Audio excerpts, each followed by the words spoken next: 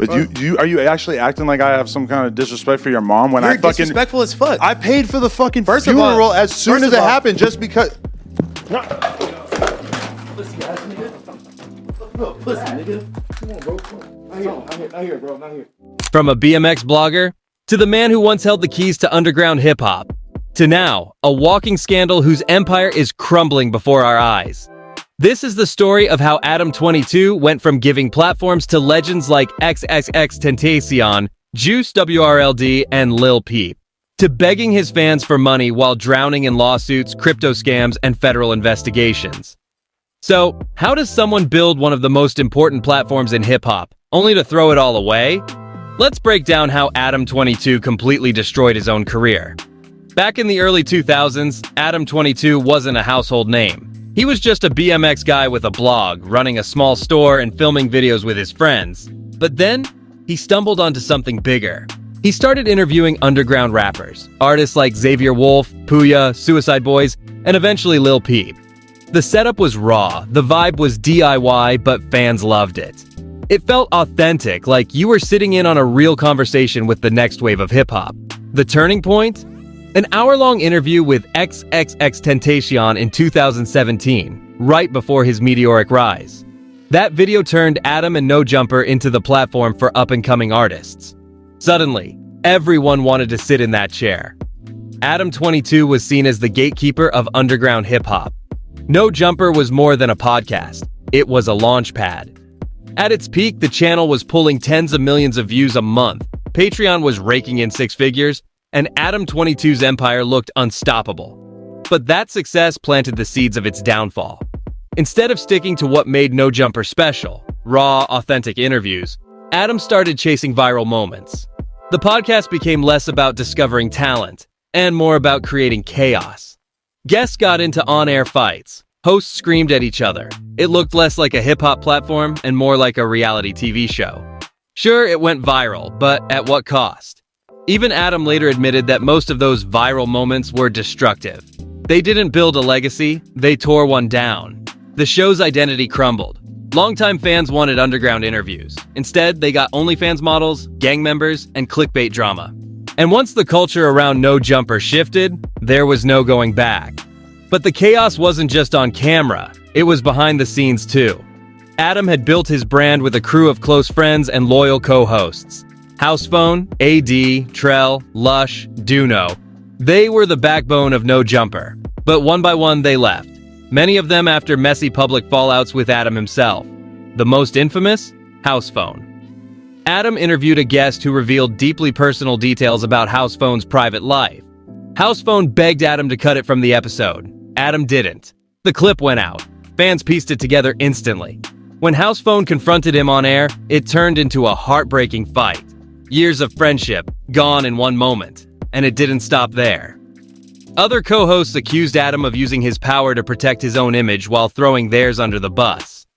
D, Trell, and Duno eventually walked out together, publicly declaring they wouldn't stand by Adam anymore. The truth was clear. The man who built his empire on community had lost the trust of his closest allies.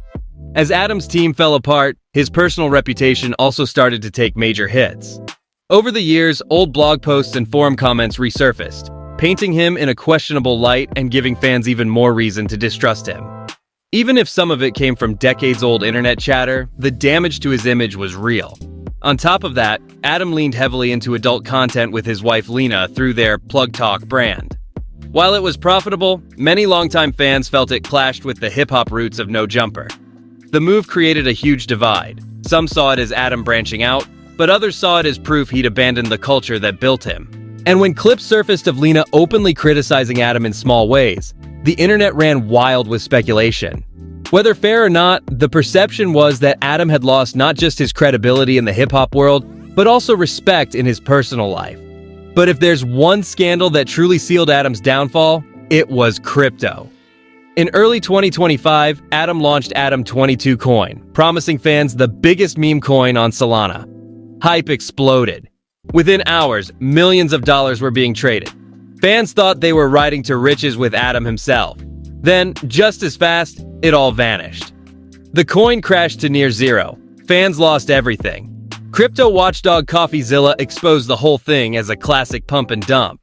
Adam cashed out while his fans got burned. When the backlash hit, Adam deflected. He claimed he was scammed too, but nobody bought it, especially after screenshots surfaced showing CoffeeZilla had warned him beforehand. Adam22, the podcaster, just pump and dumped his fans after being warned by me that this would happen.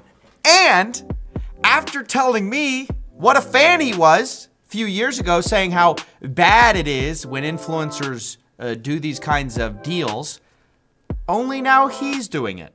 This wasn't bad luck. This was betrayal. And for many, it was the final straw. Adam22 had officially crossed the line from controversial figure to full-on scammer. By 2025, the walls were closing in. Adam admitted in a video titled "No Jumper is Going Broke" that he had wasted millions expanding too quickly. A $4 million office, dozens of employees, lavish spending. And when views and ad revenue dropped, he had nothing to fall back on. So there's something that I've been hiding from you guys. No Jumper is going broke. I know that might sound crazy. Between both of our YouTube channels last month, we got over 25 million views. We're doing well on Facebook and Snapchat. We employ quite a few of the hottest content creators on the West Coast, and we pump out an insane amount of content on a weekly basis. How could we be going broke? Well, let's start here.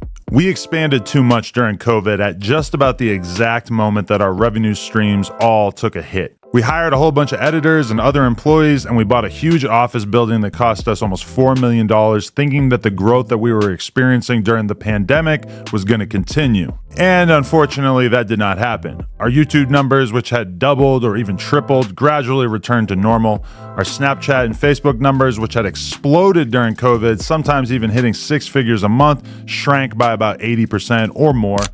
Worse, the platform's deep ties to LA gangs brought federal attention. Guests like Brick Baby and Loose Cannon, both regulars on No Jumper, were indicted in a massive RICO case.